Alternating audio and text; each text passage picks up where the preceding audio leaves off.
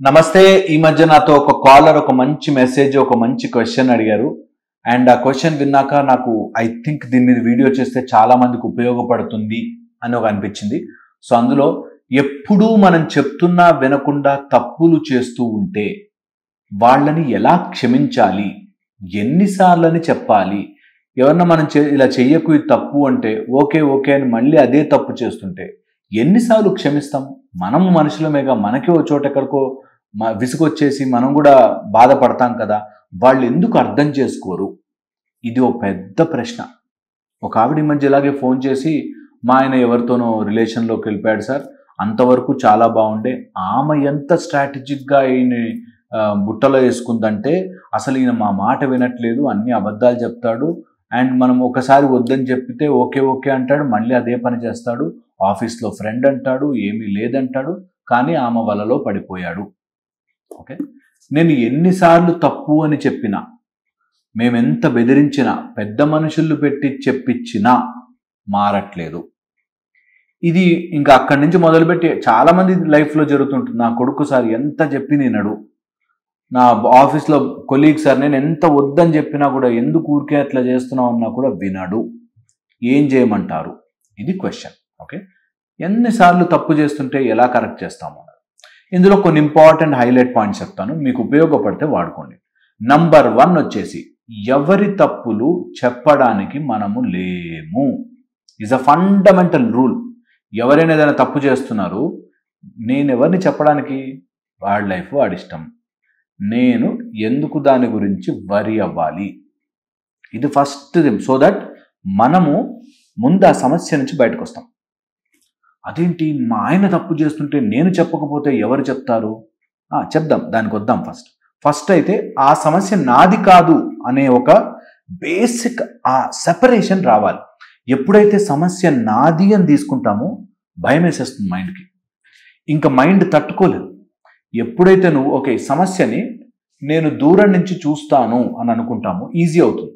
ఇప్పుడు మా లాంటి వాళ్ళ దగ్గరికి కౌన్సిలింగ్కి వస్తే పాయింట్ ఏంటంటే, మేము ఆ సమస్యలో ఉండము కాబట్టి మేము ఇంకొంచెం తెలివిగా ఆలోచించి సలహా ఇవ్వగలుగుతాం. అదే ప్రాబ్లంలో ఉన్నాము అని అనుకోగానే, ఆ ప్రాబ్లమే నాకు వచ్చింది అనగానే నా మైండ్ పనిచేయదు. అమ్మో ఏమైపోతుంది ఏమైపోతుంది ఏమైపోతుంది అని భయంలోకి వెళ్ళిపోతాం. అందుకని ఫస్ట్ మీరు చేయాల్సిన పని, ముందు సమస్య ఆయనది, ఆయన ఎక్కడైనా బయటకు తిరిగితే ఆయనకు బాధ, నాకెందుకు బాధ అని మొదలు పెట్టాలి. ఓకే, కష్టమే కానీ అలాగే స్టార్ట్ చేయాలి గేమ్. స్టార్ట్ చేసామా? సో ఫస్ట్ థింగ్, ఆయన తప్పు చేస్తే తప్పు వాళ్ళది, ఆయన పదే పదే మిస్టేకులు చేస్తే మిస్టేక్ అనుభవించేది వాళ్ళు, నేను కాదు అనేది క్లారిటీ రావాలి.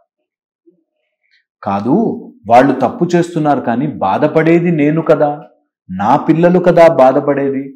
ఆయన ఎవరితోనో వెళ్ళిపోతుంటే నా కొడుకు అలాగా చెడ్డగా తాగుడుగానో లేకపోతే కోపంగానో ఇలా అలవాటైపోతే బాధపడేది నేను కదా అని వస్తుంది.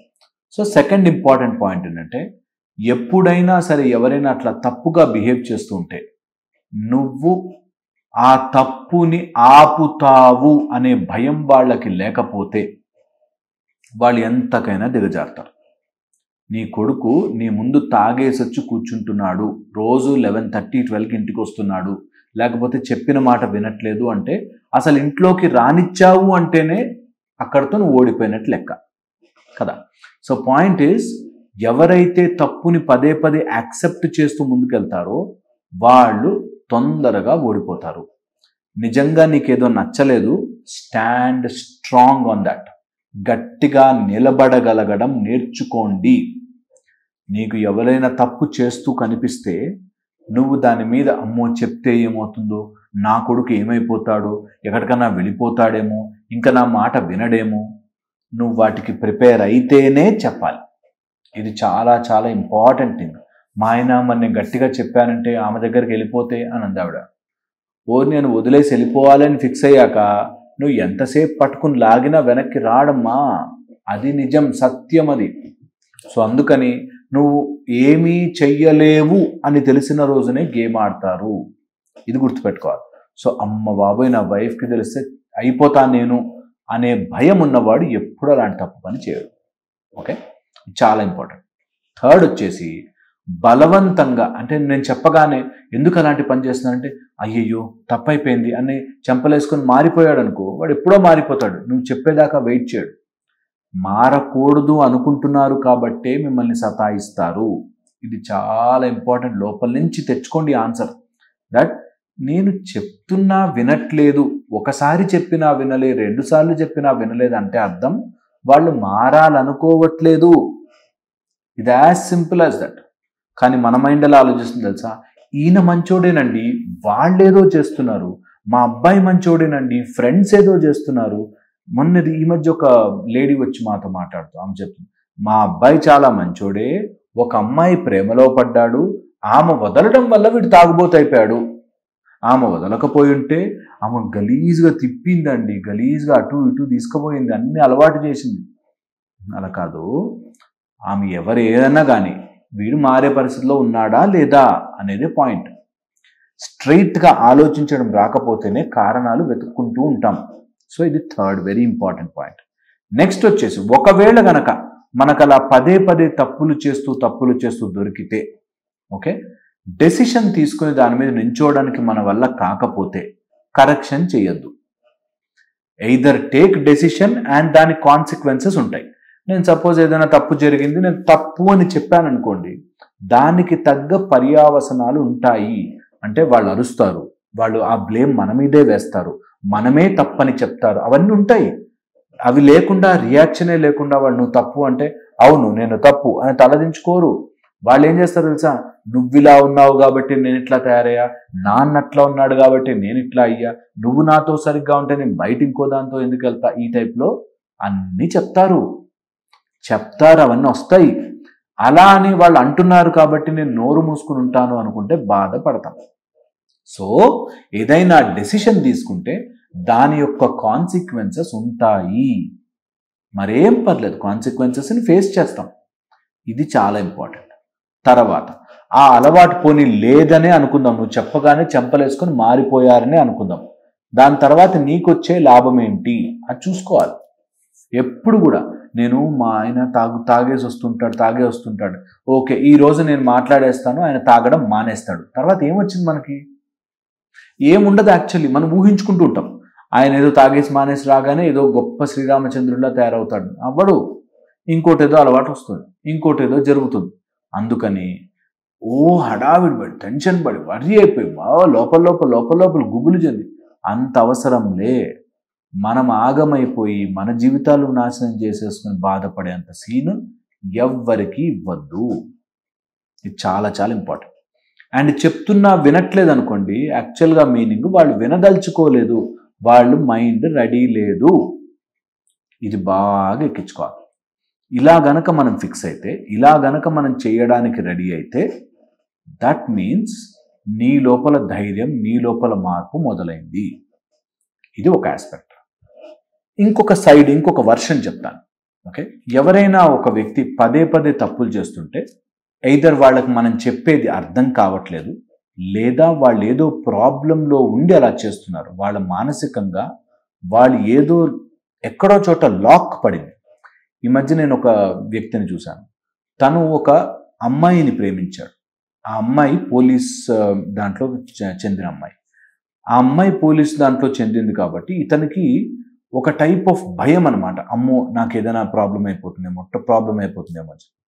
ఈ టైప్లో ఆ చెప్పుకోలేక, బయటపడలేక, నేను తప్పు చేస్తే ఎక్కడ ప్రాబ్లం అవుతుందో అని ఇంట్లో చెప్పుకోలేక అన్ని రకాల అలవాట్లకి బానిసాడు. ఎందుకురా బాబు అంటే మైండ్లో తను ఊహించుకున్న తన ఓన్ స్టోరీతో, దట్ ఒకవేళ పోలీసులు తెలిసిపోతే, లేకపోతే ఇంకేదైనా ప్రాబ్లం అయిపోతే ఏమవుతుంది? నువ్వు ప్రేమించిన అమ్మాయి పోలీస్ ఆఫీసర్ కదా, ఆ ఫీల్డ్లోనే ఉంది కదా, ఏమవుతుంది అంటే తెలిసిపోతే, ఆ పోలీసులందరికీ అర్థమైపోతే.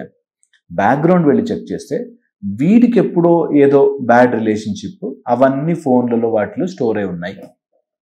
ఇలాగా వాళ్ళు ఏదో లాక్లో ఉండడం వల్ల తప్పు మళ్ళీ మళ్ళీ చేస్తుంటారు. సో ఆ బ్యాక్గ్రౌండ్ రూట్ ఎక్కడుందో కనిపెట్టాలి. ఓకే, ఇది ఒకటి. రెండోది, వాళ్ళ మైండ్ వినడానికి రెడీ ఉండదు. కొంతమంది ఎలా ఉంటారంటే మొండిగా నేను చెప్పిందే, నేను చేసిందే కరెక్ట్. మనం ఇప్పుడు చాలా మందిని చూస్తుంటాం, స్పీచ్లు కూడా ఇస్తుంటారు. నేను చెప్పిందే కరెక్ట్, ఇంకా ప్రపంచంలో ఇంకో సెకండ్ వర్షనే ఉండదు అనేటట్టుగా ఉంటారు. అలాంటి వాళ్ళ మైండ్ని మ్యానిపులేట్ చేయడం చాలా కష్టం. వాళ్ళు ఒకసారి తప్పుదారి వెళ్ళారంటే వెళ్ళిపోతారు.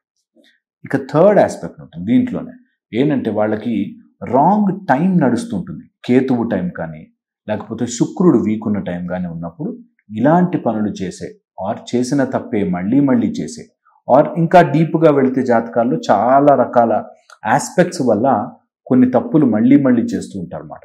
అలా గనక ఉంటే వాటిని కరెక్ట్ చేయించుకోవచ్చు. ఓకే, లేదా ఇంట్లో నుంచో లేకపోతే ఎవరిదైనా దృష్టి వల్ల కూడా కొన్ని ఆలోచన విధానాల్లో మార్పులు అయ్యే ఛాన్సెస్ ఉంటాయి. అదో 10-15% వేసుకోండి, 100% గుడ్డిగా నమ్మేమని కాదు, కానీ అవి కూడా ఉంటాయి. ఒకవేళ ఆ రిలేషను అది మనం కాపాడుకోవాలి అంటే ఇవన్నీ ఆస్పెక్ట్స్ కూడా ఆలోచించుకుని తర్వాత నిర్ణయం తీసుకుంటే బాగుంటుంది. సో ఇన్ని రకాలుగా ఈ ప్రాబ్లం చేసిన తప్పే చెప్పినా మళ్ళీ మళ్ళీ చేస్తున్నాడు అంటే ఇవన్నీ అయ్యుంటాయి. ఎక్కడో ఏదో లాక్ ఉంటుంది, సమ్ ఆస్ట్రలాజికల్ చేంజ్, సమ్ వాస్తు చేంజ్, సమ్వేర్ ఎక్కడో వాడు మైండ్ ఈజ్ నాట్ రెడీ, సైకలాజికల్గా వరీడ్, ఎమోషనల్గా ఎక్కడో ట్రాప్ అయిపోయి ఉన్నాడు, లేదా నిజంగా బై వర్చ్యూ మనిషి చెడవాడు. ఇలా ఉంటే, ఇలా క్లాసిఫై చేసుకోగలిగితే మీ సమస్యని ఈజీగా డీల్ చేయగలుగుతారు. సో నేను చెప్పింది ఆలోచించండి. ఎవరైనా చేసిన తప్పు మళ్ళీ మళ్ళీ చేస్తుంటే నేను క్షమించచ్చా వద్దా, ఈ ఆస్పెక్ట్స్ అన్ని చూసుకుని అప్పుడు క్షమించాలా వద్దా డిసైడ్ చేసుకోండి. మళ్ళీ ఇంకో వీడియోలో కలుస్తాను. Thank you so much.